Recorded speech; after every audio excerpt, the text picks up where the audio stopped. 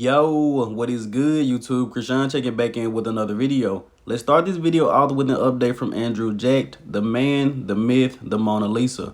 Now, the first thing I noticed in this update, Andrew looks even more round and bubbly than usual. And Chris Aceto, who is Andrew's new coach, said he will be at his all-time best at the 2023 Arnold Classic. But I want to ask you guys, has Andrew improved on the Texas Pro package? He won the Arnold Classic UK and he placed 8th at the Mr. Olympia, but were those packages better than Texas? Now, going into this Arnold Classic, if Andrew isn't able to improve on his Texas Pro package, I think he should take a little break. I honestly believe Andrew was gonna take a break, but that $300,000 maybe enticed him a little bit. Now, don't get me wrong, I definitely love seeing Andrew compete, but it doesn't seem like he's improving show to show, maybe like Samson Dowda. But Andrew does have two new coaches, so maybe we see a different version at this 2023 Arnold Classic. But this guy has Mr. Olympia level potential. I just don't see a reason for him to constantly compete when Andrew knows exactly what he needs to work on to get that title. Let me know in the comment section below what you guys think about my thoughts on this.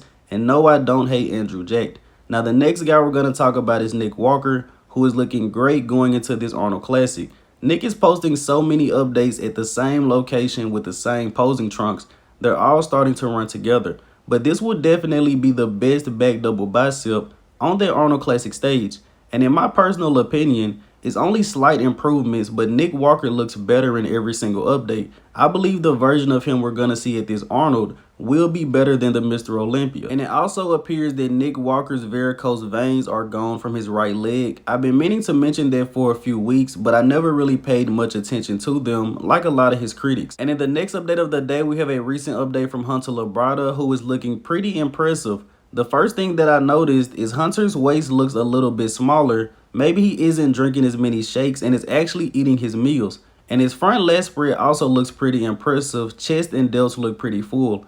And a lot of people really don't like Hunter Labrada, and it's probably because they feel like he is gifted placings. I believe in Hunter's first Olympia, he was 9th, second Olympia 4th, third Olympia 7th. Hunter has been in the top 9 in 3 Olympias. He is one of the best bodybuilders in the sport, whether you like him or not. Now, when Hunter hits this back double bicep at this gym, it's always under some very dark lighting, so we can't really see the full back double bicep. However, look at the Christmas tree on Hunter Labrada, and this rear leg spread does look pretty good. I'm looking forward to seeing him on stage this year. Hunter said he's going to do 2 shows prior to the Mr. Olympia because he does need to work on his peaking process. And as I mentioned before, I'm actually a huge fan of Hunter's physique. I just believe he's a little bit watery on show day, and he could definitely bring the back up, but a lot of the criticism isn't really called for. And the next guy we're going to talk about is Patrick Johnson, who recently posted up a physique update.